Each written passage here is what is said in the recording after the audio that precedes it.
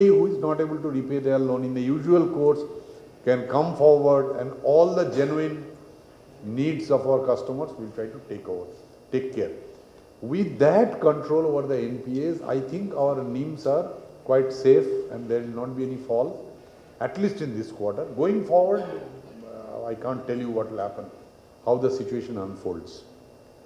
Yes, surely we will be able to maintain. In fact, we are in State Bank of Hyderabad, we as a team is very confident that we will increase the profit substantially more in this quarter.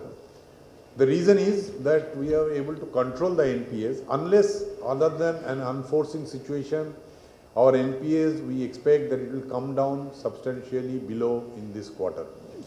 Also, we are shedding our bulk deposit and covering it up with the low cost deposit of current account savings bank, what we call as CASA, and we are able to grow 13% in CASA, and this quarter I am sure we will be able to have larger CASA growth. So if the large high cost deposits are replaced by the CASA, you can understand that the cost of deposit comes down. For us this quarter, 2,500 crore, 2,500 odd crore of cost of deposit has 2,506 crore of interest expenditure has come down to 2,358 crore, which is a straight boost to our profit and loss. This quarter same thing will happen. I am sure that our cost of deposit is coming down, and I am sure that going forward this quarter also cost of deposit will not increase, it will come down, NPAs will be under control, and overall we will have much larger profit this quarter.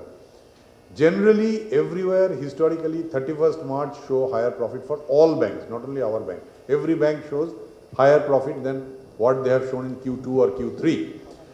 Going by that trend, I am very sure that the next quarter, this quarter, that is Q4, will show much higher profit.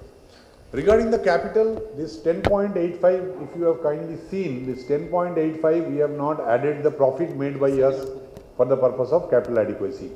If we add capital profit made by us in the capital adequacy, our capital adequacy is around 11.64. We are planning for some Tier 2 bond raising, and assuming that we will be able to raise, we will raise Tier 2 bond, and assuming that we will have expected growth in the advances this quarter, we are very sure that our capital adequacy will be between 11.25 to 11.50, which is much above the benchmark of 11%, which is mandated by our board, which is much above the RBI prescription. So I don't think we will require capital this year. I don't even think that we will require capital even next year, because next year we will have a lot of cushion in the Tier 2 bond.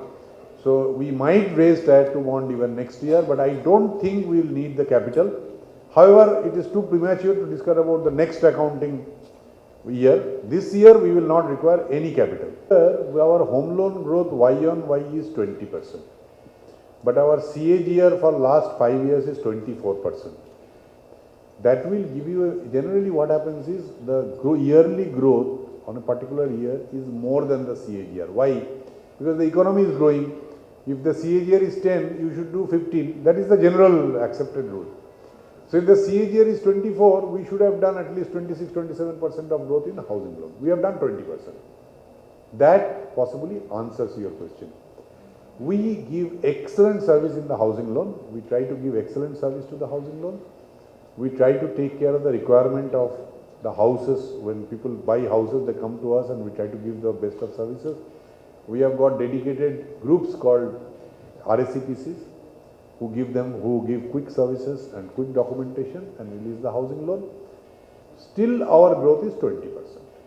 That means although the prospect is there, we are trying to do our best.